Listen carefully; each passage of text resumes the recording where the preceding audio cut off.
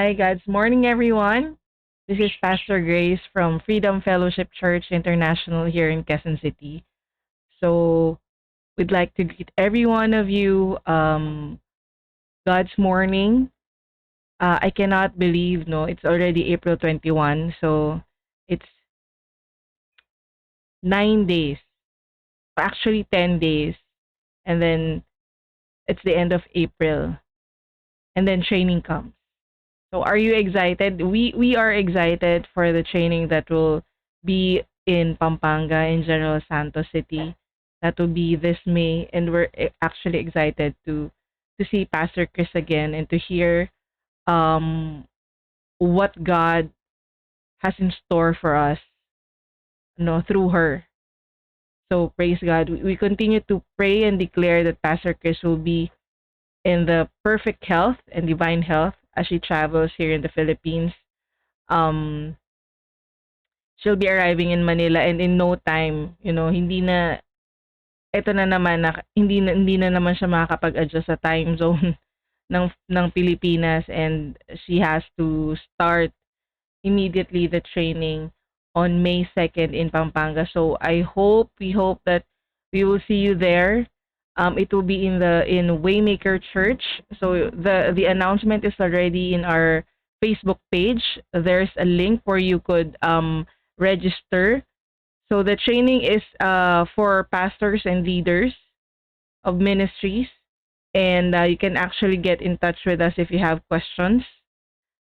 So, yeah, we hope to see you there. And it's very important in this season to really be prepared for the body of Christ, to be prepared for the move of God. Ayan. So today I'd like to share, and uh it is a reminder for all of us. No, this I'd like to share the 11 principles of the transfer of wealth, influence, and affluence. I probably heard this from Pastor Chris way, way before, if I'm not mistaken, 7 or 8 years ago. It's already there. And it's a foundation that was laid down to the body of Christ, to the leaders during that time, for us to, uh, to get hang of what God is doing. Because it's very important for us to be prepared. No, and it's very important for us to be um to know this principle so that we can be in the helm, we can be in the perfect will of God in our lives. No, and through that, God can truly manifest his will in our country. And only God knows how our little obedience can do so much. How God can turn nothing into something. Okay, so let's revisit, no, the 11 principles of the transfer of wealth, influence, and affluence. So number one, ayan, number one, take inventory of your life. To partake in the transfer of wealth, you need to examine your life and take a look at everything. Anything that is not from God, you need to reject it. God expects every area of our life to be in line with his ways of doing things. So every area should be in line of his ways of doing things.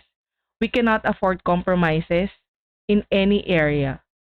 So this includes your businesses, diba? If you have businesses, this includes your relationships, partnerships, and more. Not a single area is exempted.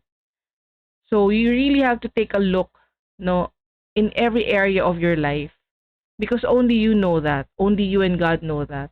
So if there is any area in your life that you know that is not from God, you need to reject it immediately. It says in Romans 12:1-2, therefore I urge you, brothers and sisters, in view of God's mercy, to offer your bodies as a living sacrifice, holy and pleasing to God. This is your true and proper worship.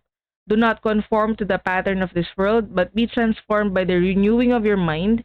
Then you will be able to test and approve what God's will is, his good, pleasing, and perfect will. So that's number one. Take inventory of your life. Number two, manifestations must affirm, reaffirm God's purpose in blessing you. It says, when a blessing comes, or even if you believe in something, you need to ask yourself the following. So, kung may dumating daw na blessing, or kung may naniniwala ka about something, believing something in your life to happen, you need to ask yourself this. Is the purpose of God manifesting in this? Nangyayari ba yung purpose ng Lord sa pagmamanifest ng blessing na to? Any manifestation in your life has to meet this criteria. No, so any manifestation of blessing in your life must meet the criteria of it being the purpose of God. It has to give God all the glory. It has to benefit His people, and it has to benefit you. All of God's blessings must meet this criteria.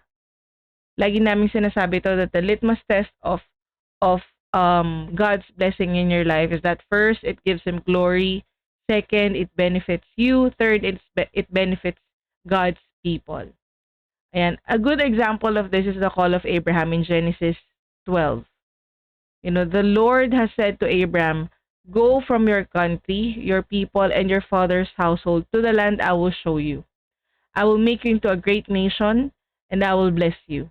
I will make your name great, and you will be a blessing.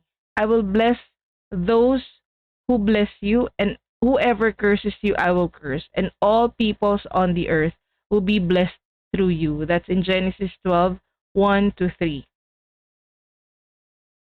So again, number 2, yung manifestation ng mga blessings sa buhay nyo, it must affirm and reaffirm God's purpose in blessing you. It has to give God the glory. It has to benefit God's people, and it has to benefit you. Pag may absent dun sa tatlong yon, it's not from God. Okay, so you have to really ask yourself the question, is the purpose of God manifesting in this blessing? Okay, number 3, be wary of manifestations that only satisfy your cravings and desires. So it is also connected with the number 2, di ba? The principle is connected to the previous one. If you are the only person benefiting from a blessing, then it's not from God. If the blessing is only working to satisfy your own desire, then it's not from God. God will always get the glory, and it will benefit you and others, just like when God blessed Abraham. So this is also in connection with our prayers. No, we will really know if our prayers is the will of God. No, if we will also know if our prayers are in alignment with His heart. If our prayers will only satisfy our own desires, if it will only satisfy our own ambitions, then it is not from God. We are not in alignment with God's heart. Diba? Many Christians will just ask, Lord, bless me. Bless mo yung ginagawa ko, bless the work of my hands, and all that. But then again, we're not even examining yung mga ginagawa natin if we are doing compromises. Now, I'm always reminded that small compromises will always lead to big compromises. That's why it's very important. Sabi nga sa number 1, there should be no compromise. It's very important that we really take into consideration everything that we do carefully. Sometimes it's hard to enter into the discipline when it comes to following God, but you know, the fruit that it will produce in our lives and in the lives of the people who are around us, who surround us, is very much worth it after all of it. You will realize that every part of your life will bear much fruit that will give God the glory.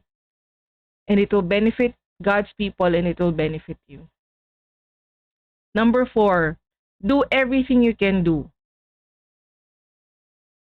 And if there are any impossible tasks, ask God for His intervention. In addition to this, whatever your gift is, that is what you should be doing. God did not give you your gifts for them to sit idly gathering dust. No, hindi daw binigay sa ng Panginoon yung mga gifts na meron ka para lang tumambay sa isang sulok at magkaroon ng alikabok. You should ask God how to start using the gifts He's given you without neglecting your current responsibilities. This is a note. You should ask God how to start using the gifts He's given you without neglecting your current responsibilities. If you are unsure of your calling, this principle is a good starting point. Now start using what God has already given you. What do you have? Diba? What's on your hand? Diba? Remember the parable of the talents, also known as the parable of the bags of gold in Matthew chapter 25. In this parable, Jesus said, "The kingdom of heaven is like this." And he tells a story of a man leaving his servants an allotment of gold. To one servant he gave 5 bags, to another 2 bags, and to another 1 bag. In the story, the man expects each of his servants to take what was given them and produce more with it. God is expecting the same with us. Whatever He has given you, you are expected to produce results with it. So, number 4 is that do everything you can do. Number 5, apply the golden rule.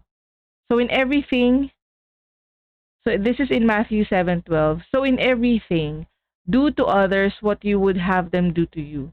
For this sums up the law and the prophets. So we know this. Apply the golden rule. It's very self-explanatory. Number 6, keep improving in every area. Work on improving every area of your life. Talk to God about your abilities and gifts and how you can improve them. It's connected with the number 4, right?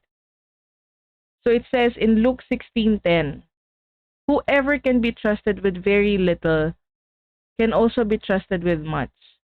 And whoever is dishonest with very little will also be dishonest with much. And this is very true. No, if we can be trusted with little, you will realize that your responsibility comes bigger and bigger as you become a better as your character improves. No, it so we have to keep improving in every area of our life. Again, talk to God about your abilities and gifts and how you can improve them, and He will surely help you out. Number 7, expect something to happen. So when you follow instructions, God is always faithful to manifest His promises. We should act as if we expect God to move. It's also the same with our prayers. When we pray to God, an effective way of praying, diba, it was discussed by Pastor Josh the last week. When we pray to God, we don't pray as if we don't know Him. But our standpoint will always be from knowing who God is. Diba? Who God is in our life. And then we will start, and then from there we can start praying with confidence. We do not need to beg. Do we beg? Nagbe-beg ba tayo sa mga tatay natin, and our earthly father? 'Di ba? Sinasabi ba natin, "Papa, Daddy, nagmamakaawa ako sa'yo. Bigyan mo ko ng ganito, bigyan mo ko ng pagkain." Hindi naman, 'di ba? Because we have a relationship with our fathers, earthly fathers. We know that whatever good it is that we ask from our fathers, they will give. And what more from our perfect Father? 'Di ba? So when we pray, and when we know that we are praying according to His will, that we are in alignment with His heart, we should expect something to happen. And that comes with faith. When we expect God to answer our prayers because we know that our prayers are in alignment with His will, we get excited because we do not know how God will move, how God will manifest it, but we know that He will. We know that He will. Number 8, don't leave any messes. And this is very important with us Christians because people are watching our lives. When God gives us an assignment or project, we should not leave a mess. We need to finish our projects completely and clean up all the areas affected by that project. The areas that we work in should not be messier than before we started working. Someone else should not have to come in and clean up after us. This applies in every area, like in the workplace, in the kitchen, in the household. It's very important that when we work, we should not leave any messes behind. We should not allow others to clean up after us. It also comes that we work in excellence. That when we start working in a clean area or when we start working from scratch, we should finish it to the end and we should finish it with excellence. Now that's a very important principle that we should follow and that we should apply in our everyday life. That is very important. People are watching, 'di ba? And we become stumbling blocks to our fellow believers, to the unbelievers, if we do not apply these principles. We do not want to be called na yeah, that person follows Jesus pero ang dami namang unfinished businesses, 'di ba? Or ang daming kalat. It's very important for us to really follow these principles because since time is of the essence already, we need to step on in what God is doing. So we have to be a part of it. So number 8, do not leave any messes. Number 9, increase the value of what you have. Anything you have, you need to work to increase its value. If you cannot increase the value of what you have now, how can you be trusted to turn thousands into millions?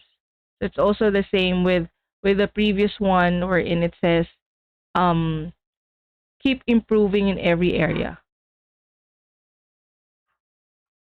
So how can you be trusted to turn thousands into millions or millions into billions? The principle is in alignment with the parable of talents mentioned earlier. The servants were expected to multiply the gold that was given to them. In the same way, God expects us to increase the value of what we have now. So whether in any property that we have or whatever it is that we have, whether car, whether home, and the things that we work on, we have to increase its value. For our businesses, diba, we have to increase its value. Number 10, be consistent in financing the kingdom. That's very self-explanatory. We are financiers of the gospel. Hindi na to yung we wait for provisions to come from people. No, we, the body of Christ, the believers, we should be consistent in financing the gospel. Tayo dapat mismo ang nagfa-finance ng gospel. Because God never begged. So we should be working on financing the gospel consistently. And number 11, help others succeed. In the world's way, ang makikita natin hilahan pababa. That should never be in the body of Christ. That should never be in the kingdom of God. We should help each other succeed. We should help others succeed. That whenever we see something that we can help others with, we should take on it. We should take a step, to really help the person to succeed. Because it's our seed. It's our seed na ng goodness sa ibang tao. And if there is seeding, then there is harvest. So hindi tayo dapat matakot or mag-hesitate to help others and to sow seeds to others because God will definitely God will will uh will help us harvest it, and it will be a good harvest for God. It will be a good harvest for the kingdom. So again, these are the principles that are very important right now because time is of the essence. Lagi nating naririnig yan at lagi rin naming sinasabi at hindi rin kami kaya natin to paulit-ulit is because it's very important in this season na we should not be complacent and that we should be reminded of these principles for the transfer of wealth because God is on the move. He's doing mighty things on the face of the earth and we are seeing it manifest. You know, we only focus on the good news and not the bad news. God is doing mighty things and he is active and he is very much um uh into lahat ng he will never allow the his promises to falter, to fall. And that's who he is. So again, we have to be reminded of these 11 principles of the transfer of wealth and we need to apply this in our lives consistently. So number 1 again, take inventory of your life. Number 2, manifestations must reaffirm God's purpose in blessing you.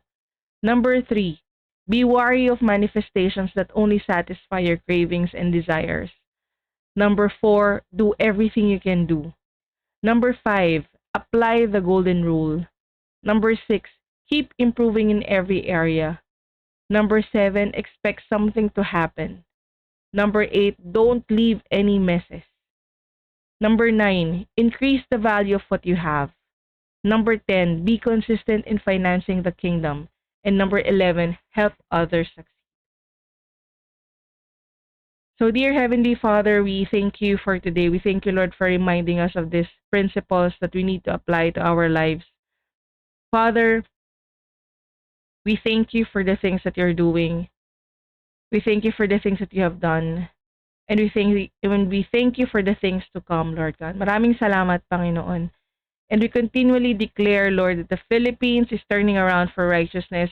Thank you, Lord, that the glory days are ahead of her in Jesus' name. And thank you, Lord, that the body of Christ is now turning, Panginoon, is now awakened and is now active and moving to fulfill your will on the face of the earth, to fulfill your will in this country. In Jesus' name. In Jesus' name, we pray. Amen and amen. So, thank you for watching this video today and we hope you got blessed. I hope you got something out of the message. And again, it's very important that we apply all these principles in our lives. If you need a copy, it's posted on our Facebook page. So be reminded of this. Spend time with God in reviewing this, and He will definitely reveal a lot of things to you. Exciting things are about to happen. So thank you, and God bless you always. Remember that you are destined for greatness because God is faithful. So maraming salamat sa inyong lahat, and continue to be blessed, and we'll see you again next week. Goodbye.